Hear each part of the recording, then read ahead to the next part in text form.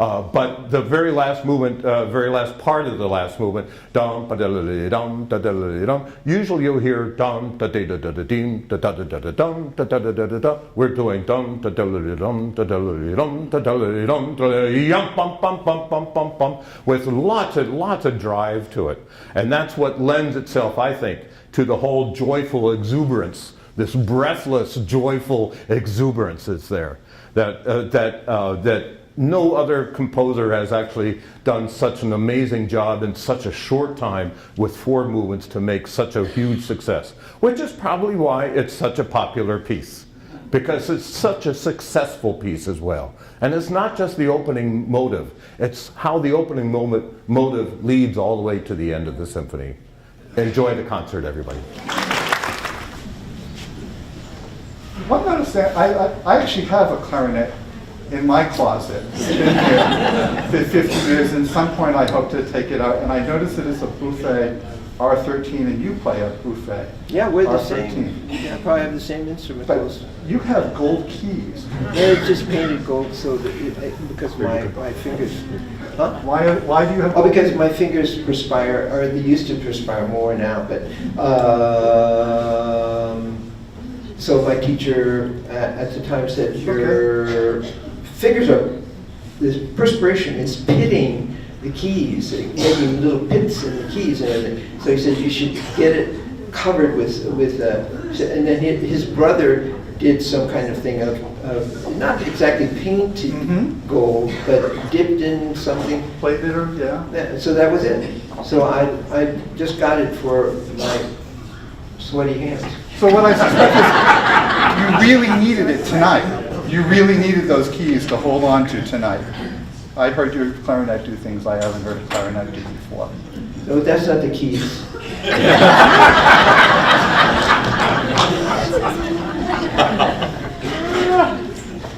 So could you tell us a little bit about what it was like in the development of this piece? Because I understand you worked with a composer. And could you tell us a bit about that? Yeah, so I listened to this Ted Friedman, a retired lawyer and clarinet player, and his sister had very fond memories of their mother, who was a seamstress in Brooklyn, taking them. She was an usher for Carnegie Hall, and she would take her little kids with her to Carnegie Hall, and they had these fond memories of being exposed to music through their mother. And when their mother passed away, they both decided that they wanted to do something that would represent her as a musical tribute. And Ted Friedman happened to be listening to radio, WQXR, and heard what's his name, Bob Sherman, I think was the announcer. Anyway, saying this last piece by Igor Stravinsky was written for the memory of so-and-so. And so Ted called my manager and said, what is this deal with getting a piece paid for, but getting it to honor someone in the process? And my manager said, you know, if you got the money, we can do it. So that's exactly what happened. And I must say that the first sort of half dozen times I played this piece was with Leonard Slack. Oh, that reminds me, I want to get you to sign my, I have a whole page of it. Yeah, but yeah, and the cool thing was Leonard Slack, our first concert was on the East Coast. We had National in Washington and then Carnegie Hall. And the Friedman, the sister and the brother, came to all of our concerts, even in Europe and everything. They just had a tremendous time because they called it Mary's Concerto. Mary was their mother, and so Mary's. But what they did was enjoy the fact that they had given this money and had received the thrill of the music from it, And so Leonard, in the first time he introduced the piece, he said, probably people are wondering, how does a piece get in existence? Where does it come from? And then he said, I want you to meet, Ted and, I forget her name, anyway, the Liebermans or whatever. And they stood up, and they were very surprised. And the audience is sort of like this way, what's this about? He said, these people are called sponsors. They believe in the music so much that they're willing to spend their own money and bring it into the world. Time far away, they were sometimes called patrons. And then he just made a little speech, and I think the audience was like, whoa, geez, this is interesting, Just thought music gets written. So anyway, that's the detail. But the composer was tremendously kind to me, but he said that he wasn't going to be able to work with me because he had so many things to do, and he hadn't written for the clarinet, so he wasn't sure he was going to do it. And I think, did I say sorry? So he went. He said, come to my house, and that's when I went to Helsinki. And so I started, he wrote a first movement that was not this one. He wrote a movement, and I practiced it, and I brought it to him and played it, and he tore the music up right in front of me. That was traumatic. Should have practiced more. No, he just said, I don't think this is what this should be, this music. I'm going to start all over again. And that's what you hear now, is this that he came with, this dramatic kind of thing that's much more free and roaring with the orchestra and all these things. And I love that he was willing to create something that it was after he'd already done the work. He could have been paid for that, and that would have been that, and then that's it finished, But he wouldn't let himself stop. And so it took a long time. It took almost a year and a half for him to make it final. And it was really, the most exciting thing for me was the very first time I heard an orchestra play. And I was at the dress rehearsal there in Washington, D.C., and I hadn't played with the orchestra yet, and they were rehearsing the slow movement, and these chords started coming out, these beautiful guys. I'm gonna play on top of these chords. It's going to be a miracle, I started crying. I just thought, I can't believe this is a... So that was one story I had about that. That's a good story.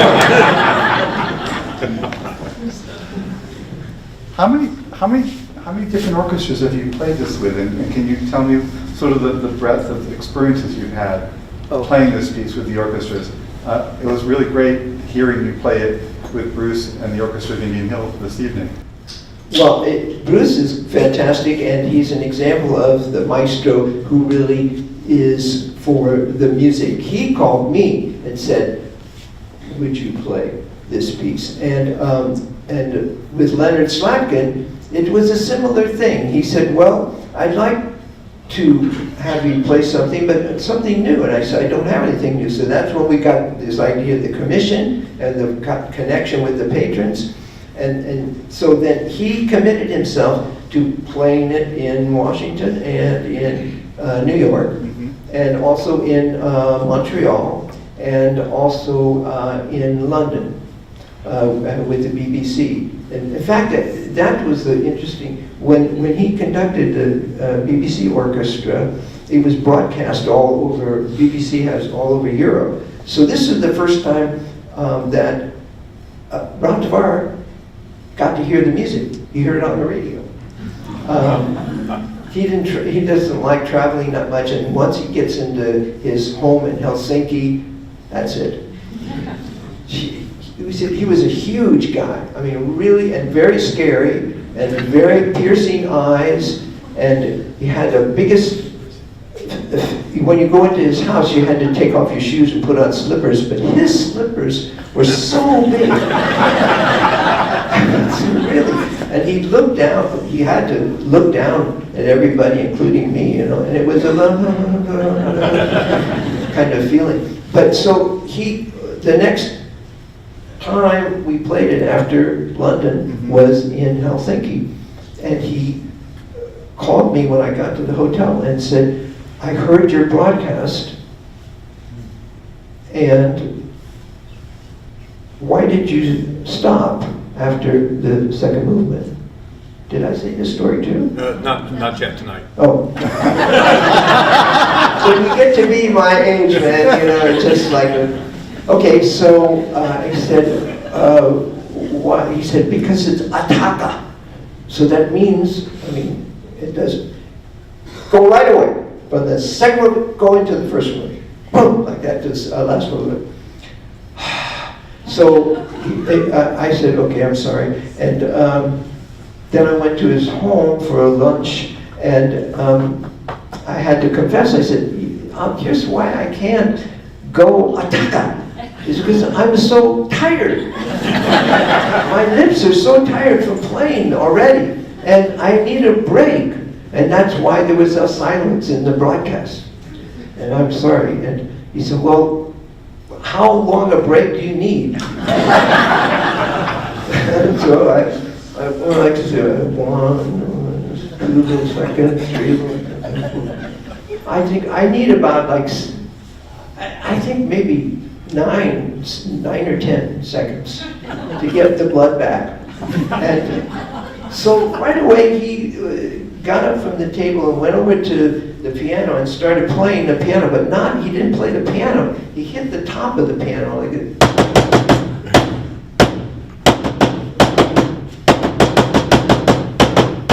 And he started writing this down, and right before my eyes, he was writing, and he was writing measures, and there were drum sounds, and you heard what happened.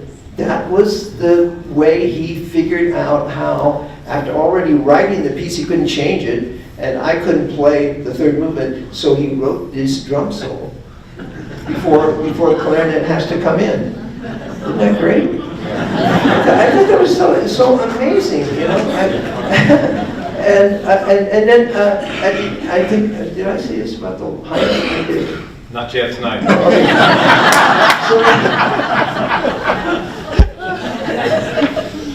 There's a very high note at the end of the piece, and so he wrote it with the scale. And I said, you know, if I have to work that hard to get that note out, I want to have it for a while. Just to hold on to it for a while. So he thought about this, because the concert was the next night, and he wasn't going to write new music. So he said, how about I'll put another drum solo. And you just hold the note. I said, yes. So that's what you heard tonight. I'd go, and go, pow, pow, pow, pow, pow. It worked for me.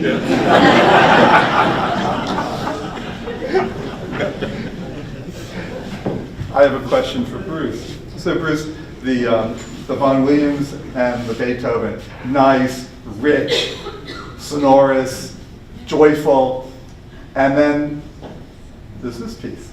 Now I've got to admit, when I saw the notes, I'm thinking a Finnish composer, going to be like Sibelius.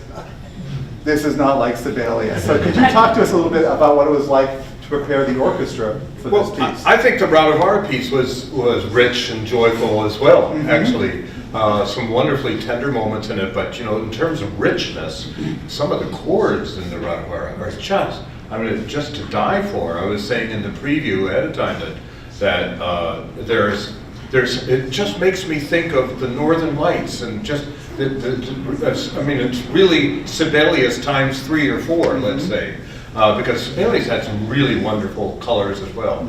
But this is amazingly rich, and actually, technically speaking, it's not that difficult for the orchestra. Okay. It's a lot of mixed meters. You know, it's not all in 2 or all in 4 or anything like that. A lot of mixed meters, and there's a lot of following all the fast notes that Richard has to play. But at the same time, I mean, we had 3 rehearsals for the concert. Richard was at all 3 of the rehearsals for his piece, and we hadn't looked at it as an orchestra before that. So I think we pulled it off pretty well. Yes. Are you ready for some questions? We're ready for some questions. I'm ready for some hands. I just wanted to say, Mr. Stolzman, you're playing, it was an honor to hear you play in person, a second time for my mother, and your piece that you had commissioned and the way you played it was just outstanding.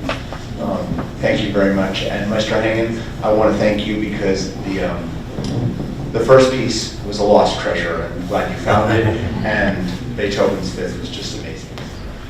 Mr. Stolzman, at the risk of embarrassing you or getting in trouble, for the longest time, there were 2 recordings of the Corigliano Clarinet Concerto, yours and the New York Philharmonic with Zubin Stanley Drucker. Yes, Stanley Drucker, correct. And I had heard that Corigliano hated one of them. Well, I'm not going to go there, but I will say that John came for all of the recording sessions in London with the London Symphony Orchestra, and I remember the recording engineer, not the engineer, the producer, saying, "Oh, Dick, do you really want to have John be there for the whole recording? Because it's going to mean that he's probably going to interrupt all the time," which was very true. But I said, but this is the most, most important thing about a recording is if the composer is still alive and has bears witness to what's going on and puts in his interpretation of what he wants. That's a historic thing. So that's what happened. So I don't think he would say that the recording that I did with the London Philharmonic was not to his liking, because he took about,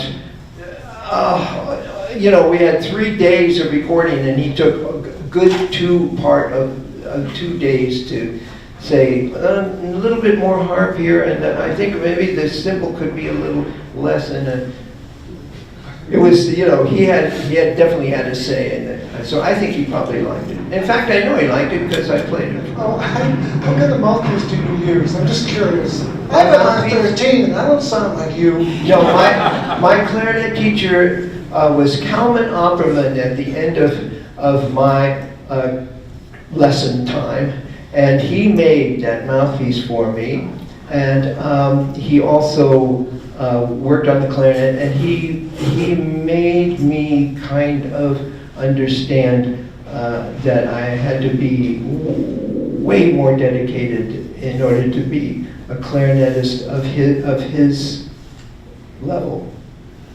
Hi, Richard. I I really enjoyed hearing you tonight. I've heard you on WCRB numerous times, so it's a real honor to hear you in person. great. And a question for Bruce. What kind of horns were playing in the Beethoven Fifth?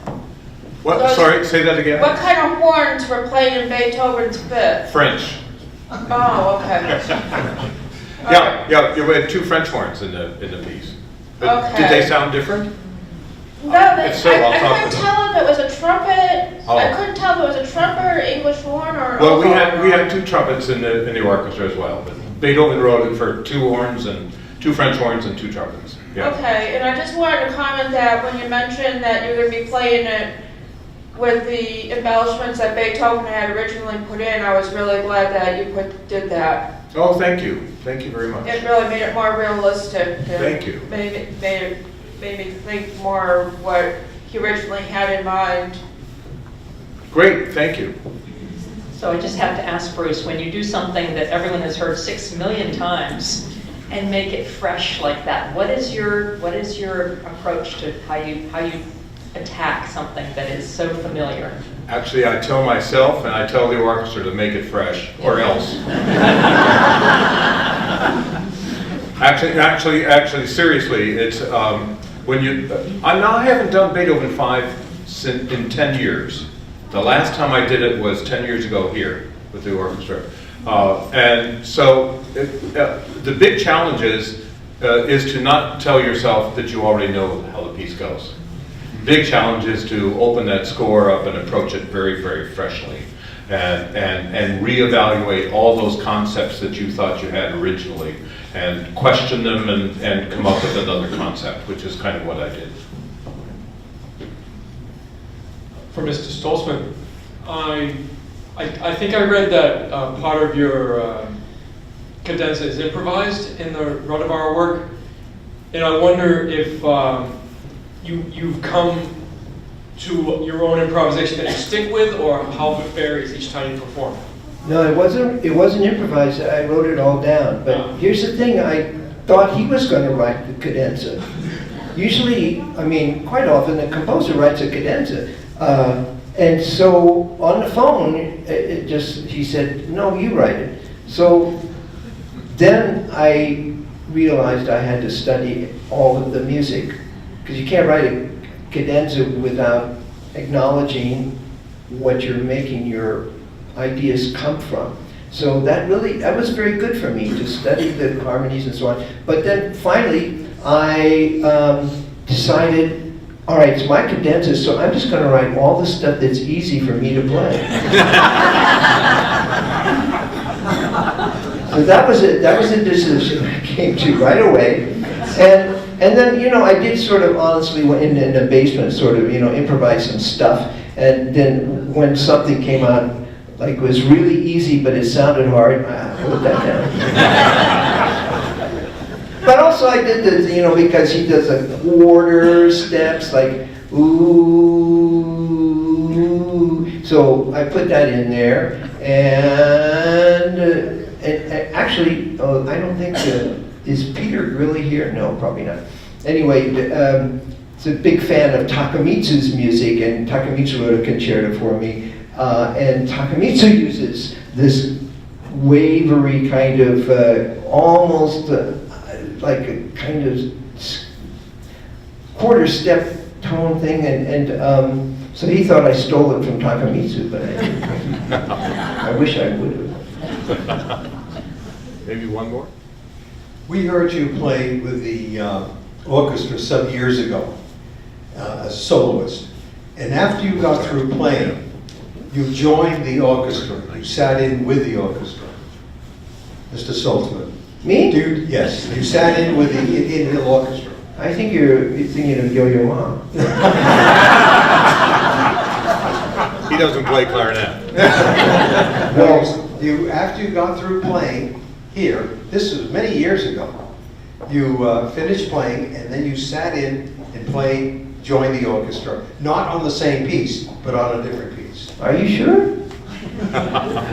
Because, it's been so long, I never have played in an orchestra, and one of the things about playing in an orchestra is you've got to count. You have to count the When I'm playing a concerto, I just play, and then I look over at Bruce a couple of times, and he'll say, like this, not yet, or, and then I play. I'm definitely not counting. But in the orchestra, you have to count all the time. Oh, God, I can't believe I did that.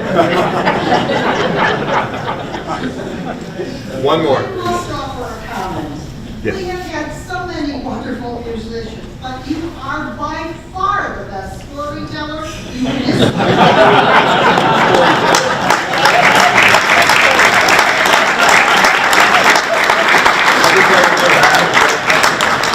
This has been an amazing season so far with Indian Hill Music, the orchestra, and Bruce. And I'd really like us to give him a big round of applause.